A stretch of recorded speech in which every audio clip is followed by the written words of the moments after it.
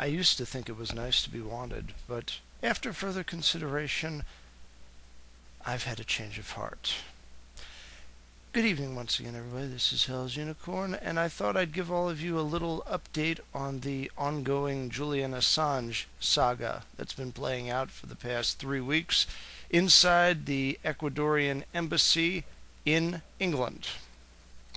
And it so reads on the world version of the Washington Post. Ecuadorian officials said Monday that their government is still considering whether to grant asylum to WikiLeaks founder Julian Assange, who walked into Ecuador's embassy in London on June 19th with a plea for refuge. Ecuador's leftist leader, emphasis on the leftist, has long expressed sympathy for the 41-year-old Assange and his secret spilling organization. Here are the basics on Assange's bizarre bid for sanctuary. Why is Julian Assange still holed up in Ecuador's embassy? The WikiLeaks chief wants to avoid extradition to Sweden for questioning about alleged sex crimes. He has spent the last 2 years contesting his removal through Britain's courts. After the Supreme Court rejected his appeal to reopen the case in June, Assange had exhausted his legal options in Britain. In response, he made his unlikely move to win political asylum in Ecuador. Assange insists he is not guilty of sexual wrongdoing, so why doesn't he just go to Sweden? Well, the answer to that, just veering off for a second, is because in Sweden, if you're accused of a sex crime, you're pretty much already screwed. Doesn't matter what the truth is. But anyway, continuing. Assange insists that the attempt to send him to Sweden is simply the first step in a plan to fly him to the United States, where officials are investigating him and WikiLeaks over its disclosures of classified information. He claims he already faces a secret indictment in the United States. Many legal experts say it isn't clear why it would be easier to extradite Assange from Sweden than from Britain. I'll tell you why. A disgraced sex offender in Sweden is a lot less embarrassing for Britain than for Britain simply handing over a very popular political dissident journalist right into the hands of the homicidal United States government. That is exactly why. And legal experts, are any of them named? No. So who are these legal experts, and what is the reason for their expertise? I have no idea whatsoever. But anyway, continuing. How is Assange living inside the embassy? Assange is living and working pretty much as normal inside a small office that also serves as his bedroom. Supporters say he could continue to reside in the embassy close to the world-famous Harrods store in upscale Knightsbridge for months. Gavin McFadden, a supporter and director for the Centre for Investigative Journalism at London City University, has visited Assange inside the building and says that while it's not quite the Hilton, embassy staffers are jolly and getting along well with the activist. The embassy has about five or six rooms and previously was used as a single apartment. Assange has a bed, access to a phone, and a connection to the internet. He can also receive guests, though the space is cramped. The crowded embassy is in sharp contrast to Assange's last permanent address, Ellingham Hall, a supporter's elegant country house on vast grounds in eastern England. Why is Ecuador so long to decide?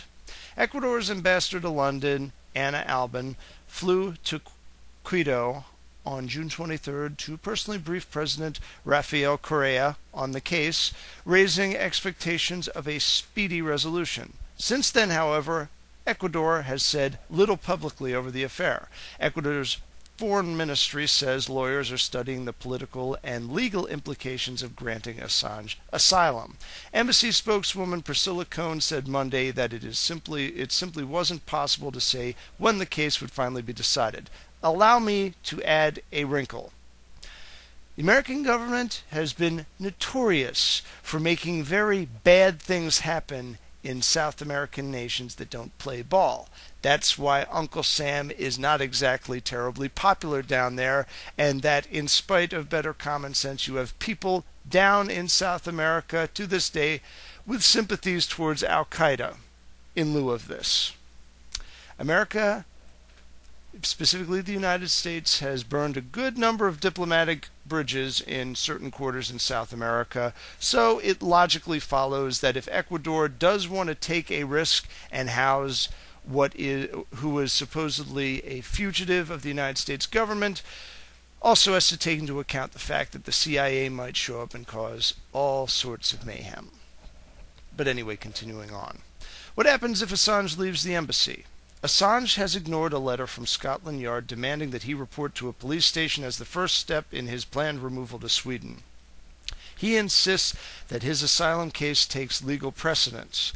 British police can't arrest Assange while he remains inside the red brick embassy because diplomatic protocol prevents them from entering. But if he steps outside, they will be ready to swoop.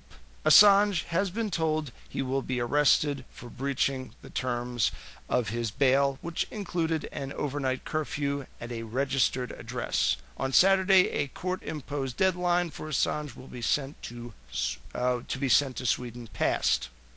And that is the end of the article.